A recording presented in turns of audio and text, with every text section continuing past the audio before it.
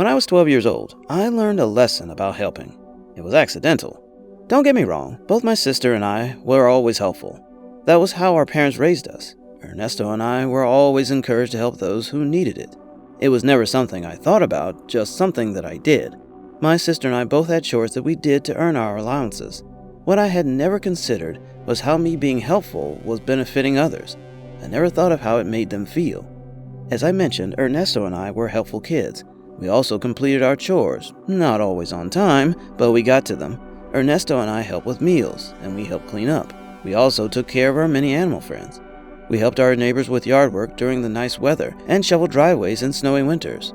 It was a natural part of our lives. As I said, I had no idea the meaning that helping had for others. It all started on a spring day. School was almost over for the summer to start, and I couldn't wait. Remember, summer is nearly as good as Christmas to a kid, but for totally different reasons. Summer meant no school, long days in the sun, almost unlimited time playing outside with friends, going to the beach with my family, surfing, swimming, and even summer camp. It also meant lots of yard work to help my parents with their garden. On this particular day in June, I had just finished raking up the remaining leaves from our front yard. I had decided to go for a walk down the road and look at the spring flowers. Perhaps I might find my best friend Alex, and we could go hiking. As I passed my neighbor's house, I noticed that she was struggling with a large bag of soil. I ran over to help her. "Hi there, Mrs. Freeman," I greeted her. "Jay, well, hello there," Mrs. Freeman said, smiling and struggling. "You look like you could use some help," I said, taking the giant soil bag from her. "Thank you, Jason," she said, straightening up, which made a cracking noise. She rubbed the back of her neck. "Mr. Freeman can't garden this year because of his knee surgery, so it's just me doing the garden work this spring." "I am happy to help." I volunteered. It was true. I enjoy gardening and yard work. Still do. "Mr. Freeman and I are on a fixed income," Mrs. Freeman said. "I can't pay you much." "It's no problem," I said. "You can pay me in cookies." Mrs. Freeman made the best cookies and brownies in the world.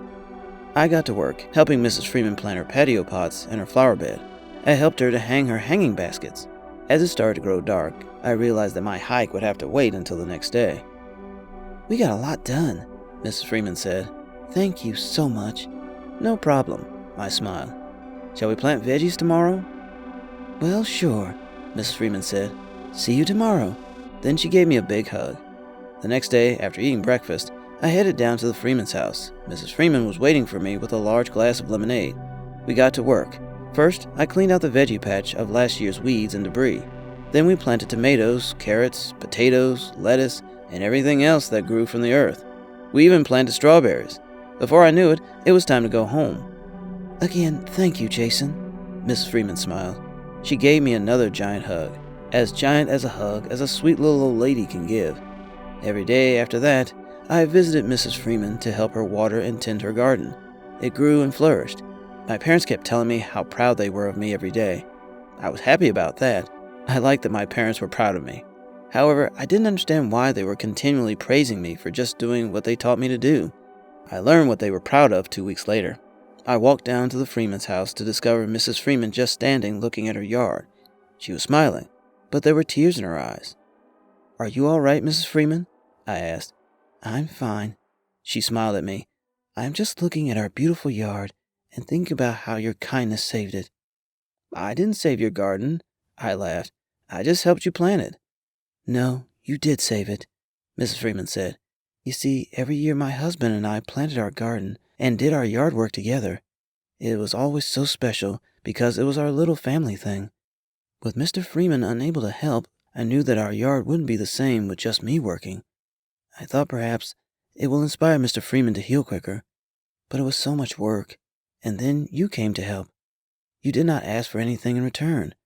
I don't think you can understand what you have done for us, but it makes me so happy, and Mr. Freeman loves looking out the window at all the beautiful flowers that you planted. You have given us both such a special gift." "I had no idea," I said. "Well, now you know," Mrs. Freeman laughed. "You have given us the greatest gift in the world, and I thank you so much." Then she handed me a basket filled with cookies and brownies. Now it was my turn to give her a big hug. I felt terrific. That experience taught me that helping others is not just about getting something in return. While I loved my cookies and brownies from Mrs. Freeman, her happiness at having a garden was much more of a reward. Happiness and joy are contagious. They just need a seed to start.